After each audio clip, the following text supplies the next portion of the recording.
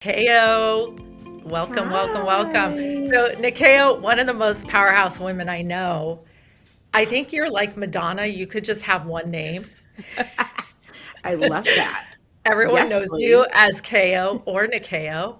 Is Uh, Grieco your maiden name or it's my your married? married name. Married Okay, name. My maiden name is Kimochi. I love that. Did you ever think about hyphenating? I did. I did. And it's interesting. I changed it to my middle name, Nikeo Kimochi Grieco is my full name. Um, but when I talked about hyphenating it in the early days, we got married pretty young, like, 30, 31. Um, I could tell it was important to my husband. Comes from this great Italian family, and they take a lot of pride in their name. Yeah. Um, yeah, it would mean a lot. So I changed it. You did. Yeah, it's always a conversation, right? With powerhouse Right. women, I find that especially true Yeah. where it's like we're getting married and then this idea of shedding your last name, taking on someone else's name, Hmm. hyphenating it, the name of your children. There's so Hmm. there's so much to unpack there. Yeah. Yeah. And I feel like because I still use it, my maiden name as my middle name, and professionally, a lot of people still call me Nikeo Komochi, etc. That I sort of live in this like purgatory of names, but I kind of love it. I have I love a lot of different names. I love it. It's all I parts love of me. All parts Yeah. of me. So Yeah. KO, this is the fun part for me. Season three, we've had the benefit of season one and two, hearing from all these female entrepreneurs about what they want to learn and know more about. And I can't think of a better person to have the conversation about being a really, really successful entrepreneur and then all of the pitfalls of what it takes to be where we are in that Mm-hmm. journey, right? Because Mm-hmm. I think you would agree there's no such thing as a there. There's no destination, right? Because Mm-hmm. once you get there, then you Mm-hmm. start kind of thinking about what's next and it gets bigger and more expansive. But I Absolutely. always love to find out from really successful women who are in this entrepreneurial place in their life. Are you, and I'd love to rewind and think about where you were in the birth order and kind of how you were in your family. Can you Mm-hmm. give us some flavor for that? Were you Yeah. the bossy one? Were you the easygoing I one? mean, I'm sure my younger brother would say absolutely I was the bossy one. But yes, I mean, first of all, first generation American of Kenyan descent, which I think is a really um, important part of younger me because Mm, my parents were learning how to do it for the first time as parents, but also yep. learning how to raise kids in a country that they weren't raised in. I'm the oldest. I still call my little brother my baby brother, even though we're well into our 40s. And yeah, I was the great protector. I see a lot of that modeled in my daughter, who's the older of two now, with my little one. I see her. Uh, I'm remembering a lot of the kind of the role I played as the older sibling to a younger brother in my Hmm. life, just through my own children. And so what was your parents' journey? Were they Mm. entrepreneurs? No, no, they're very entrepreneurial, but both my parents are from Kenya, but they met in the United States. Mhm. My dad came to school here when he was very young. He went to Amherst College and studied history and economics, and ultimately became a scholar, a dean, and a professor, and an author of African studies. And we were raised on the East Coast most of our lives, and then moved to Oklahoma when I was 9. My mom came to this country years later, started in California, but ended up at Syracuse University, and she too went the scholarly collegiate route. Hmm. Both my parents were entrepreneurial in the way that even though they had their day jobs and were deeply committed to, you know, living their life through their mission of education being power, freedom, they also, loved investing in real estate and really taught themselves a lot about the American economic system and how to be really, really successful. So I think I learned a lot about that from them, but you know, like many first generation American kids, they wanted me to be a lawyer, a doctor, or an engineer. And so was that the family vibe? Was it like the sky's the limit and doing one of these things professionally is where we see you going? Yes, you know, when I look around at, you know, and I ended up having a lot of cousins that came to this country to go to school, most of whom were brought over by my dad. You know, he was such a nurturer and wanted to make sure that everybody had access to an amazing education. Yeah, you know, when I was a kid that grew up in New York and then in New Jersey and then, you know, moved to Oklahoma and, you know, I wanted to be a newscaster. I loved art, you know. I was like student body president, like the go-getter, like you know, I get annoyed when my kids say this, but like they're like, "Mom, you're like the Tracy Flick of Norman High School." I was not that intense or type A by any stretch of the means. But yeah, you know, I had big dreams and it was, you know, while my parents were always such supporters of, you know, you can be anything you want to be, you can do anything you want to do, and they let us try everything from dance to sports to camp adventures to travels. When it came to my education, and I came home and I said I wanted to potentially be a newscaster, a broadcast journalist, they looked at me like I was crazy. Because I lived in Oklahoma, and you know, that market isn't one of the top markets, you know, as far as, you know, I think it's gotten stronger over time, but at that time, I mean, I think broadcast journalists started out at like 13,000 a year, and for them it was just, it caused fear because education is power. My parents have multiple degrees and PhDs, etc. They knew that it had provided a lovely life for my brother and I, but beyond, for all the kids and cousins and everyone that they helped to educate. They were worried that, you know, not only was I going to be faced with the challenge of having a job that was deeply competitive, right? There weren't a lot of women on the news that looked like me. But that, you know, being a woman, being a Black woman, was also going to have its own amazing gifts and challenges as well. So I think in their minds, they thought the bigger that degree, the bigger that certification, the easier your life will be. Yeah. And so then I moved to LA and I started working in Hollywood. Doing what? I started out as an assistant at a big talent agency. I started out working at CAA. I was so attracted to the city of Los Angeles because I've always seen it as this place of dreamers. You know, like dreamers have permission in LA. It's one of the only places that you can go in the world and you can say that you are literally the jack of all aspirational trades, and it's completely acceptable, right? And everybody's like, "Oh, great, you're a director and you work at Starbucks and you're an Uber driver but you're a director, right?" Yeah. And that's what I loved about it. You just had permission to be whoever you want here in LA. And so I'd come to visit as a senior when I was applying for, you know, I ended up being a business degree, not a broadcast journalism degree. That business was a happy medium.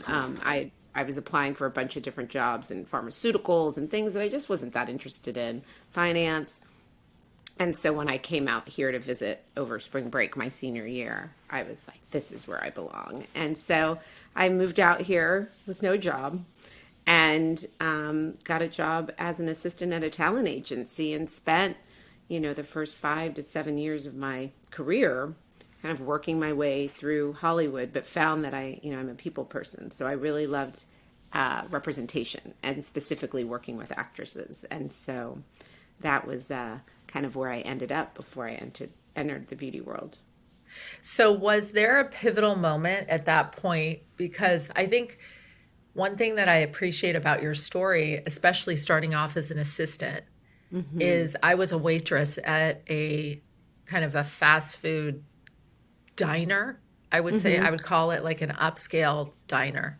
And I remember serving food and doing a great job and feeling really connected to my customers and then loving the idea of lots of tables and managing a lot of different things at one time.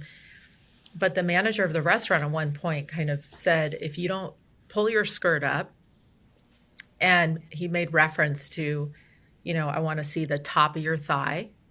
And that's your job. Your job's serving food, but your other job is coming in and looking a certain way and being a certain way. And I all of a sudden kicked it into gear and thought, if I don't pivot right now into something that's more along the lines of what my parents had hoped I would do, which is go to college, get a great education, and do everything that they had asked, I'm going to end up in a situation in which I'm not going to be very happy with being, And so it was like this kick in the butt for me that got me really focused. Was there a pivotal moment during that time in which you were assisting, thinking, I cannot do this? I'm not a long-term assistant for anyone. Yeah. I mean, it was the 90s. So there were definitely several moments where I felt that, gosh, this is not how I was raised to be treated, right? Totally. But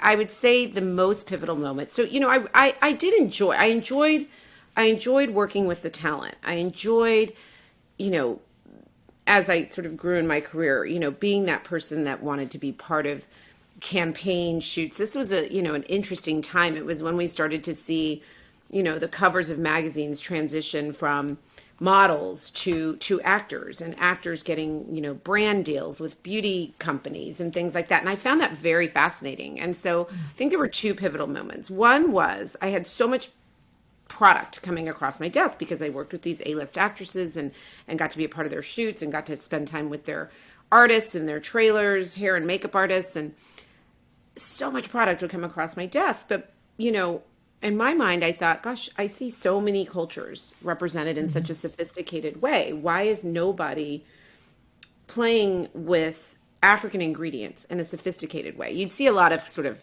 appropriation, right? Like, this brand is using a lot of ingredients from Africa, but there's no mention of Africa in their marketing. Or this brand is, sourcing shea butter or argan oil or whatever it is, but really it's not celebrating the cultivation. And I was very lucky because I grew up here in the States, but I also had the ability to go back to Kenya to be with my family. And my grandmother was a coffee farmer. My grandfather was a medicine man.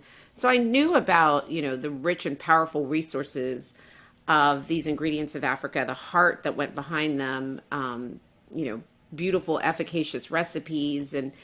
And so I thought there was a real place to tell a bigger story, which was a connection to my heritage, because there is, as a first generation American, you often feel like, I don't know where I belong in the world. I didn't have the privilege of like going to grandma's house on the weekends or having big Thanksgivings, when I was young, surrounded by family because they were so far away.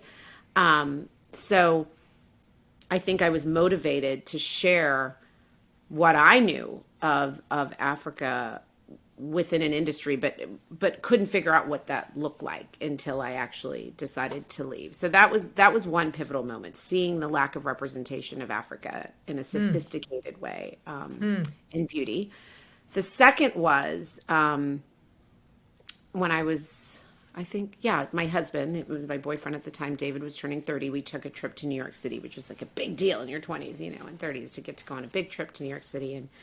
And so we went, and this was, pre 9/11, and we were walking around the windows of the world and stopped and got a coffee at like the Krispy Kreme there and sort of sat in between, and we're looking at the windows of the world. And that was the mall that was at the bottom of the World Trade Center. And there was a huge window display for that brand, Philosophy. Sure. And I said to David, because I loved beauty. I was crazy about beauty and products. And so I said to David at the time, if I could do that every day for the rest of my life, that's what I would want my job to be. And my husband, being an artist, said, well, that's what you should do. And then I was like, start a beauty brand? Like, how do you even do that? And then we went home and lived our lives. That was my husband's birthday's at the end of March. And then that following September, is when 9/11 happened. And I remember waking up like the rest of the world in shock, not understanding, not able to process, grieving before we even understood what was happening. But as the days went on, actually, it was just about 24 hours, I kept thinking about people who went to work that day that didn't like their job. Mm. And I ended up quitting Oh, my job on September 13th. oh my And God. I have body chills. Okay. This is huge.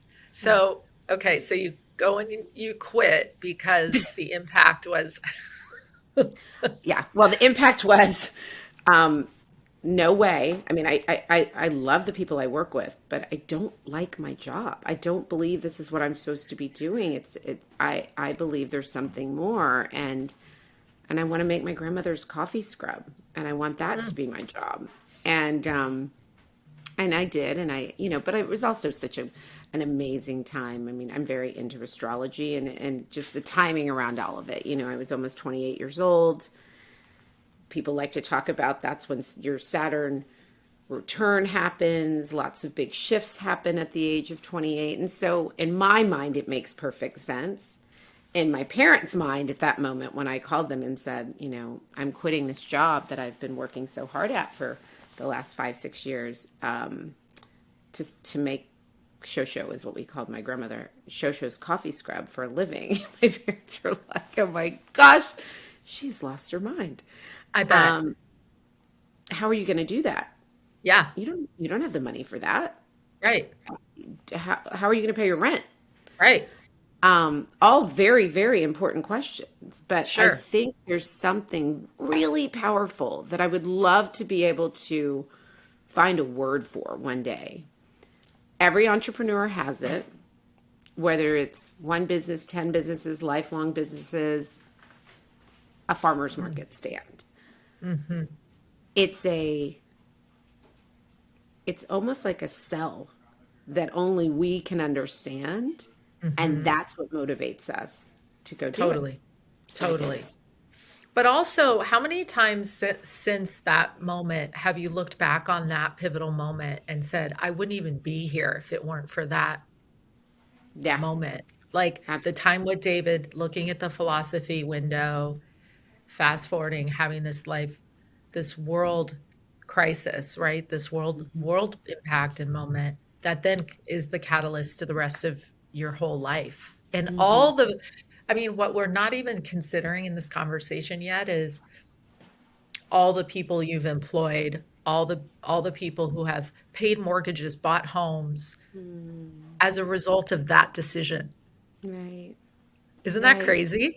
It's crazy. Or it's yeah. I mean, and it's so and it's I mean, thank you for creating a space to go back and reflect on these moments, because in between then and now, 20 almost 21 years later, um there have been so many stops and starts and wins and heartbreaks and no's, a lot of no's, some really key yeses that kept Yeah. me going. Um, but to your point, yeah, some incredible people who were, whether they were impacted because they got to be a part of what I was creating and create their own opportunity, or for the people that I know now who because I did that now have permission to do it smarter, Right. more financially wise, Right. um, because they got to see me do it, so they know they can do it too. Yeah. And so at that point started your own beauty brand and it was named after your name, Grandmother, Nyakio. grandmother Nyakio. Yeah. I didn't know you were her Yeah. I'm her namesake. Yes. namesake. Yeah, it was named after her. It was her recipe that Wow. kicked it all off. Yeah. And so you And built that business over how many years? so I launched it in August of 2002. at Ron Robinson's Apothea at Fred Siegel here on Melrose. Shout out to all the old school Angelinos. You know what I'm talking about. Of course. And at Fred Siegel in Santa Monica with Robin Coe-Hutchings. And then Jeffrey, New York. And those were my first three retailers. And I was shipping and receiving, customer service, Salesforce. My husband walked by. He was also shipping and receiving. But yeah, I taught myself how to be an entrepreneur. I, to my parents' point, did not have capital to start a business. I had gotten a business degree, so I knew how to write a business plan. And so I wrote a business plan. I knew very quickly that traditional venture and VC, private equity, I wouldn't even get return emails or phone Right. calls.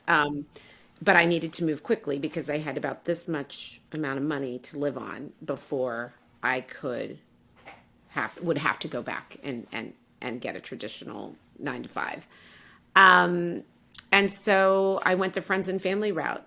I knew that there were a lot of people who had known me a long time in my life, even back in my Oklahoma childhood days, that would believed in me and would help me see this to fruition. And so I was able to raise a tiny, tiny bit of angel capital, enough to make my first few SKUs. And I knew I couldn't go into big department stores because I didn't have that kind of capital, but I knew that if I could build, and it was a really good time for indie beauty and high-end boutiques. This was the time of, Stila and Hard Candy and DL and Co. and all of these really amazing niche indie brands coming to market and taking up a ton of space. So I entered at the right time. The timing was right.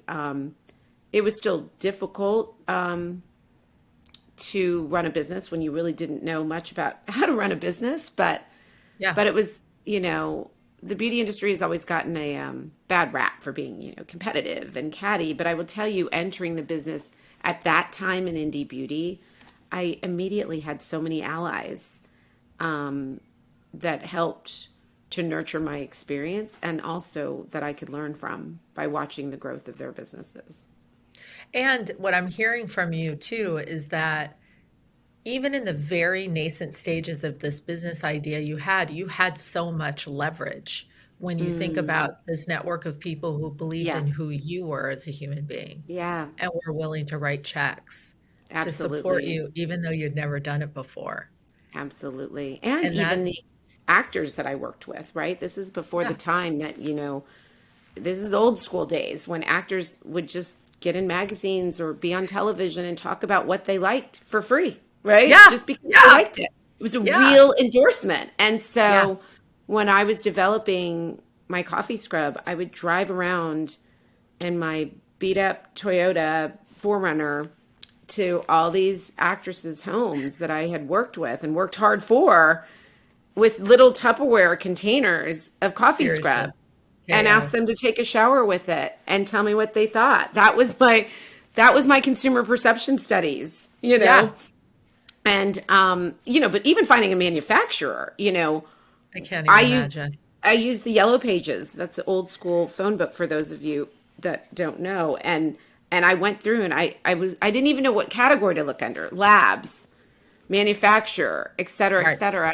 And, I went to Ron Robinson and asked if I could talk to a couple of the brands founders that were at Apothea to ask them, where do you make your products? I had a very favorite product that I loved and was my indulgence. I would use all my pennies for was the Laura Mercier Creme Brulee body scrub. And I figured out that the lab that made that original Laura Mercier Creme Brulee body scrub was close to LA. And I went to them and I met this lovely man named Richard Peets. And I said, hey, I want to make my grandma's coffee scrub. I love this scrub, but I want to make it in my own. Here's my recipe. How do I make this a product I can put on shelf? And I can only afford to make 500 of them. And he said, well, our minimums are thousands and thousands and thousands and thousands. He's like, but there's something really special about you. And I've never heard of a Kenyan coffee body scrub. So I'm going to say yes. We'll make 500 for you. So it was just those little, not little, huge kismet moments, kismet people. And to this day, Richard Peets, thank you for my first yes at Aware Products in the early 2000s, because I had a lot of no's before I found him and that lab is what set me on the trajectory, right? So there's all these moments, but I think the running Totally. theme is when you hit a wall, just turn left, right? Totally. Yeah. And how many nights do you remember waking up in a cold sweat? Like, were Oh my you gosh. kind of, are you by nature kind of relaxed and chill when you are going through these things? Or do you, and your No. faith is, are you Yeah. waking up like wet? I would say whatever 365 times about, 12. I mean, meaning that, um, I had that indie fun, I could do this moment, was wonderful. But once I got to shelf, it was just panic. How do I survive? How do I get people to buy? I mean, and I would have people that would ask me, I was making body care at the time, can I use this on my skin? I'm not black. How do I educate people that black and brown people make products for everyone? And this is back 20 years ago, Right. um, foreshadowing for future events. But then the brand would do extremely well. I mean, I got it into 180 boutiques by myself the first year. Oh Um, my gosh. and and that's wonderful. But then, how do you supply for 180 boutiques when you have this much capital? And then, trying to raise more capital from friends and family and friends of friends during a time as you're growing. And, there was a point where my products ended up on both the Oprah show and the Ellen DeGeneres show within the same week, and it crashed my website. And while it was, that, oh my gosh, I've arrived moment, Yeah. I was so backordered with inventory that I had to shut down my business. What? And yeah, it was around the holidays. I had just had my first child. I mean, it was brutal and so unfair in my mind that, I would have these moments of such growth and such opportunity and such exposure and brand awareness and sales, but then I couldn't get anybody to help me write a bigger check to fill those orders. And So when and you that say was you shut down, what did you actually do? I literally went to all the customers whose orders I couldn't fulfill, Oh my the gosh. stores that I had sold into, and mind you, this was also 2008. So we Wow. were about to go through our own recession here in this country. And I said, I'll be right back. I'm going to pull back because I want to concentrate on really efficacious facial skincare. That was my that was my goal and my dream. I'd been Mm. working mostly in Bath and Body at that time, but I just couldn't afford to keep going. But I knew if I told myself this dream will happen, it will become a realized opportunity. So don't talk about the fact that you had to shut down the business. Talk about the fact that you're going to find a way to make efficacious facial skincare. And Mm. then and then I did. That's an Um, incredible moment too. I mhm. mean, in hindsight, when you look at that Oprah Ellen moment, in so many interesting ways, is kind of the catalyst to what took place, like all of the next phase of all of your success, Yeah. right? Yeah. Yeah. It was a really crucial, validating, and important moment as an independent beauty designer. And I learned a lot in those first 5 years. I learned what not to do. I learned that you should always surround yourself with people that know better than you when it comes to things. Like for me, it was, accounting, uh, Hmm. So graphic artistry, know all of what those you're things. weak at, right? Yeah, know what I was Hire weak for at. your weaknesses. Right. Yeah. And I wasn't even at that point. I mean, I was still a sole entrepreneur, really wearing a lot of hats, but I learned how to be a little bit more dependent on agencies and support. And, in the beginning, I literally drew my original logo with crayons on a piece of paper, then went to a label maker and said, can you make this cute so this could be my label? Like that was how I rolled into this. But then I also learned along the way how detrimental trying to do it all can be to your business. And so I used that time that I sort of took a break to help consult other people, help people learn how to start a t-shirt brand or a candle brand. And it was only at that point I realized just how much I had learned and Yeah. how that paying it forward and even getting paid in some circumstances, designing for others. I designed a luxury candle for a retailer. I designed a luxury candle for a woman who had a lot of homes. I helped a friend start a fragrance brand. I used all of those key learnings while also still trying to find a way back into the business with Nyakio. And in the Kismet moment, I met the then CEO of Laura Mercier, full circle, creme brulee scrub. And they had acquired a brand called Revive, and they were looking to add a third brand to their portfolio of brands. And she had been a big customer of my coffee scrub. And so I ended up joining their portfolio as the third brand. And had some time on, before we could get back into market because of the recession, but used that time to go to fragrance school, to meet every chemist I'd only ever dreamed of working with. It gave me access that I had never had before being a part of this, larger portfolio. And so I ended up launching on HSN with premium facial skincare. So that dream was realized, and my Beautiful. coffee scrub, of course. So, every step, even in the stop and the fall down moments, Yeah. has always led me to something, Greater. to it. Yeah. Greater dream manifested, but manifested beyond my Yeah, wildest for sure. dreams. Well, and here's what's blowing me away about this story is also I tell entrepreneurs all the time, do have your day job while you're building your business in the evenings and on the weekends, because it's impossible to build a business really for the long term if you're running off of fear of putting Mm-hmm. food on the table, Mm-hmm. right? If you're running off of fear of how you're going to put diapers on the babies and manage the nanny costs because you can't do it all. And so Mm-hmm. if it makes you feel more expansive to and free to have a Mm-hmm. day job so you have side income while you're Mm-hmm. building your other business, do that because Right. that is Yeah. to me the ultimate way to get to both places and have some Mm-hmm. ease and grace in the Absolutely. process. Absolutely. So, you know what's so cool about your story, KO2, is that for those who don't know, you built this business and brand and then ended up selling it to Unilever Mhm. and having this great opportunity to then use all of that knowledge for 20 years, Mhm. right? To build what I believe is, again, a visionary concept. Mhm. And again, you Thank took you. the height of a global pandemic Mhm. opportunity to incubate this new business idea and launch it. Yes.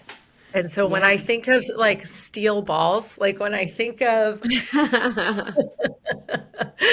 this idea of like there is nothing going to hold you back from realizing a vision and moving into something new, Mhm.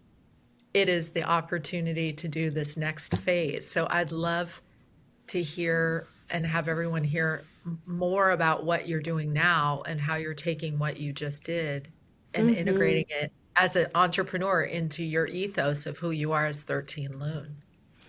Yes. Thank you so much for that reflection. Oh, and I love what you said about the day job, and it just reminded me that right before I went into that Laura Mercier portfolio, Yeah. um, so it already had, a successful brand, but literally my last day answering phones at my part-time job that I got in between, um, Nyakio 1.0 and 2.0, was working at a real estate office answering the phone. So with two kids at this point, one of Yeah. whom was in private school, right? So I love that because even when the world on the outside, it looks like you've made it, it is the dedication to, yeah, I needed to be able to put food on the table and sleep at night. And so even after that success, still took a part-time job answering phones at a real estate office. And so to never be above whatever it takes to make your business successful. So yes,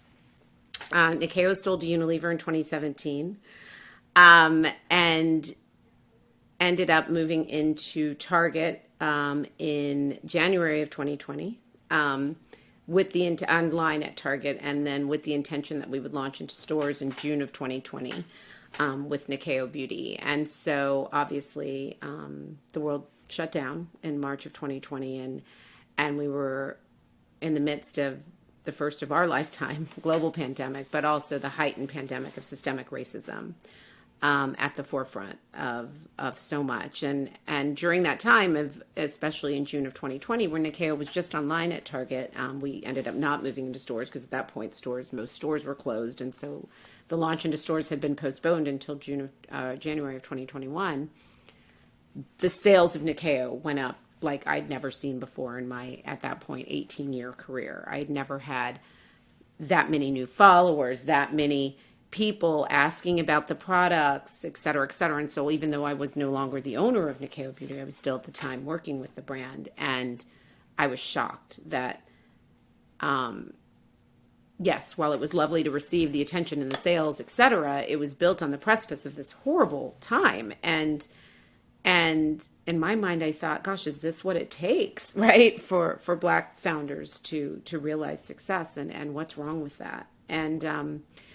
And so I ended up kind of taking my pain and turning it into purpose and shopping these lists, because there was all these lists: top 100 Black owned, Black founded, top 1,000, top 4,000, and I couldn't believe how many beautiful Black owned brands that I discovered on these lists. And I would go down a rabbit hole and see that so many of them had little distribution or not that much following, but working with incredible ingredients, beautiful packaging, obviously products that everybody could use. And there were other beautiful initiatives happening, like the 15% pledge and Pull Up for Change, that were really getting people to step up and make this world more equitable. But I just thought that we could go further. And so my co-founder and I conceived the first of its kind, truly inclusive retail beauty platform, 13 Lune, where 90% of all the brands we carry are created by people of color from around the globe who create products for everyone, and 10% are dedicated to fostering allyship. We did a small friends and family angel round of raising. It's the fastest I had ever raised $1.5 million within just a couple of weeks in order to launch the website. Many notable people of influence, joined our cap table and became investors. And we were able to launch the website with 13 Black owned brands in December of 2020. And 90 days after we launched, we got a call from JCPenney. As another beauty retailer was moving out of their stores, they were looking for a hyper-inclusive beauty retail partner. We had a lot of press after we launched, so they were really excited about our story. And we ended up inking a partnership with JCPenney, which has been incredible, and are currently under construction and opening 613 Lune stores within JCPenney. We have over 157 brands, BIPOC brands from around the globe, as well as many, many ally brands in our 10% of brands. And we define an ally brand as a brand that's not Black or brown owned, normally white owned brands, but brands that before the racial reckoning, before the summer of 2020, really cared about serving all in their formulations, in their marketing, within their C-suites, within, in front of the camera, behind the camera. So we have incredible ally brands like Goop and Vintner's Daughter and Olaplex, and, brands that I'd been using for years because I knew they worked on my hair and my skin, but then surrounded by 90% of brands made by people who do the same thing too. Guys, if you guys are sitting there thinking, oh, I can't open a business, or now's not a good time, or this idea is way out there, or how do I do this? I hope everyone hears this. It's in the middle of COVID, raise $1.5 million in the shortest period of time ever. Pursue a vision for bringing to life the first ever retail space that features Black and brown founder brands as the cornerstone of the business, and now has this enormous opportunity to bring this into light, into our 3D life in JCPenney, Yes. right? It's so exciting. We've opened 10 doors, and every time I walk in to one of the 13 Lune stores at the JCPs that have opened, with many more to come, 300 this fall and 300 in the spring. It's so thrilling because everything from the way that our 13 Lune space is merchandised, we have pictures of all the founders next to their products, both BIPOC and ally. I'm a believer that people buy into people before they'll ever buy into a product. And so, at 13 Lune, not only are these clean, non-toxic, efficacious ingredients, they have the richest founder stories and people behind each of the brands. Like, we really are family. 13 Lune is really just an amalgamation of the retailer that I always wished I had, right? I spent so many time in amazing national retailers as the only in the premium section, and there's something really powerful. I've also just launched another skincare brand myself, and even having Relevant, my skincare brand now, as a part, surrounded by this family of brands at 13 Lune. It's an indescribable feeling of inclusion. We all work so hard to fight to matter sometimes, and regardless, all of us, regardless of skin, race, gender identity, at some point we all have that, and the only enveloping band-aid to make it all better is to then actually experience what true inclusion feels like. Yeah. And that's what we're providing. That's what I'm getting to experience as now a beauty founder who is also a beauty retailer. And at the end of the day, it's beauty. We all love beauty. We all love lipstick. It's amazing. But what's it really about? It's about building generational wealth. Yeah. Leveling the playing field, Yeah. making sure that our kids never have to have and survive a racial reckoning or live at the most heightened moment of systemic racism. Because if we level the playing field, if we just make it fair for everyone economically, then it becomes fair for everyone across the board and makes the world a more beautiful place to be. So For sure. And you are creating generational wealth for founders in a way that has never been done before. And I think that's going to be one of your legacies. thing. One of the things that I think is so interesting about a familiar feeling that I have, I think you would say the same to younger founders, is to really, really soak it in and enjoy the moment of building the business and having an ally like KO who wants to support women in building and taking the right type of money, the right type of investment. Because as someone who, if I could hindsight and go back and not take the investor money that I ended up taking for my own business, but certainly this idea of finally selling this business to them, there's something about having someone else own your company and then working for your business now under their leadership, that I would just tell every founder to pause before they think, like, once they get there, then they've made it. Yeah. Yeah. Same, sister. Same. Yeah. No, Yeah. it is. It's so important because I do think, and I remember like listening to stories of people who got to an acquisition and it feels like it's this like, amazing, wonderful, and it can be a wonderful experience because I will tell you, I have had now every color of the rainbow when it comes to investors and partners, and I do wake up in joy every day. Every day. This is hard work. I'm not going to lie. I am tired. It's a lot of work. I have to find the time for me and rest and balance and my family, all of it. But I'm literally enjoy every day with this company, with 13 Lune and with Relevant. But I took smart money. Smart money. Smart money. And there's something, and I defined smart money. And so we did our, we did our angel round, which was 1.5, to get it going, which was friends and family and friends of friends. And then we did another 4.5 million raise, which was when we took on venture capital led by Fearless Fund, a fund that is created by Black women for women of color and people of color that they invest in, and many others.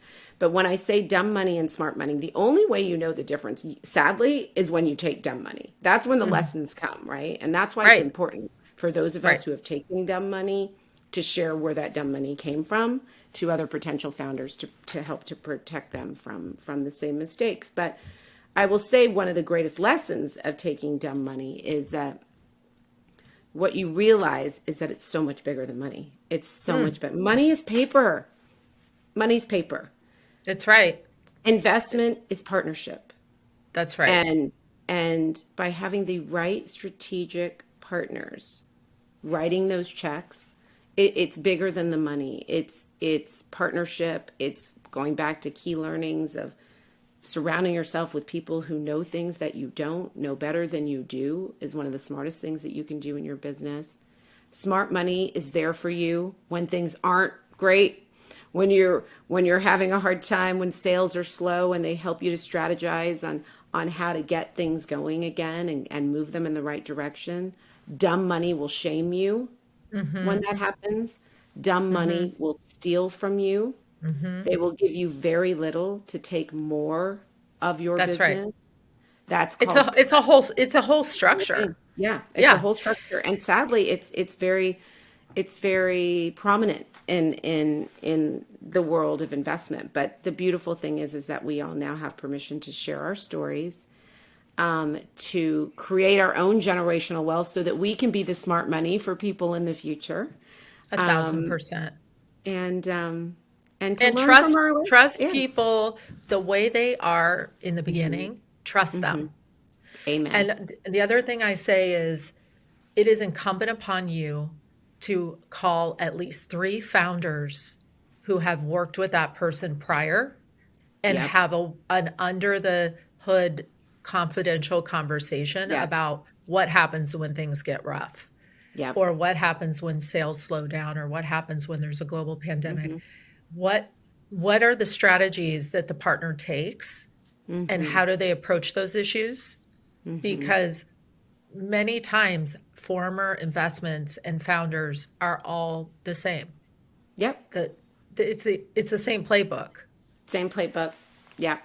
It's true. And I love that. I love that idea of call three people. I'm going to share that wisdom with everyone. And I love being one of those 3 phone calls for the amazing investors. When people call me to ask about Fearless Fund or some of my angels, and I have amazing and wonderful things to share about my experience. I feel like that's also helping to build wealth for women, for BIPOC people, 100%. for all of us. But then I also Yeah. am unapologetic and unafraid to share about my bad experiences because not listening to your gut was my mistake. Me too. Me And too. never doing that again.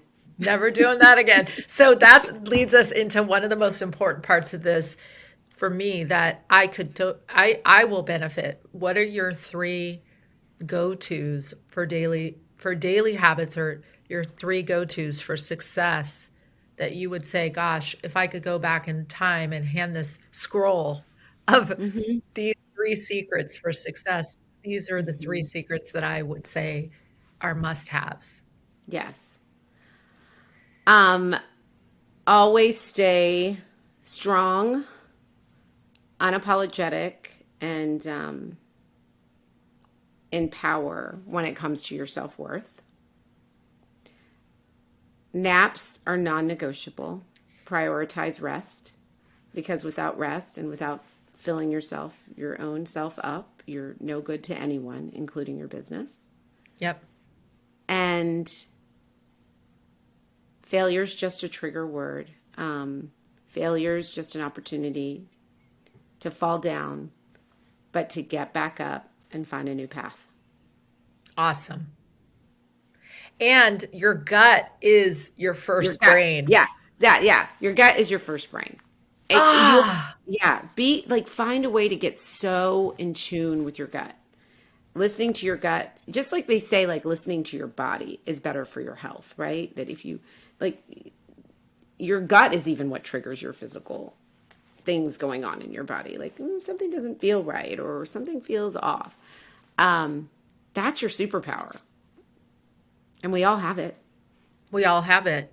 And I was taught to just use this thing between my ears as the thing to rely on. And so every time my gut would say run, my brain would give me the entire list of why that doesn't Yeah. make sense. Yeah. And so Yeah. now I practice. I actually, just like going to work out or just like practicing anything, a piano or whatever you're going to do, you actually have to practice. Do you do that? Like Hmm. practice listening to your gut and going, okay, Yeah. wait. Yeah. I do. I do. And I ask for messages through meditation for my Hmm. gut, when I'm in my most still moments, for my gut to instinctually give me the answers. Um, because sometimes, to your point, when you are so ingrained to lead with intelligence and to lead with education in your mind, and it's part of your programming. Hmm. It took me a long time to embrace my inner woo woo, and it's just what has really brought me to the place that I am today, which is a place of joy and peace and seeking and listening.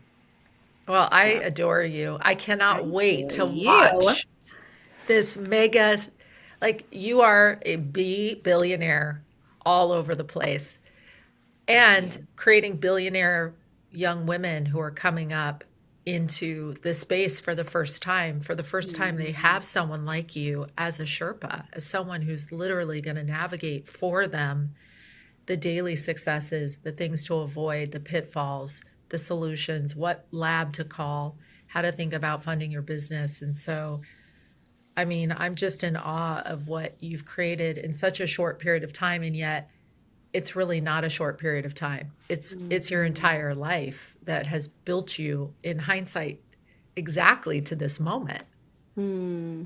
right? Yeah. But it's so Thank much you. fun to watch. Thank you. And it's so much fun being on this journey with you. Oh, I just am so grateful to call you a friend. Me Um, too. and can't wait to see what unfolds next. Oh my gosh. Thank you for creating this space.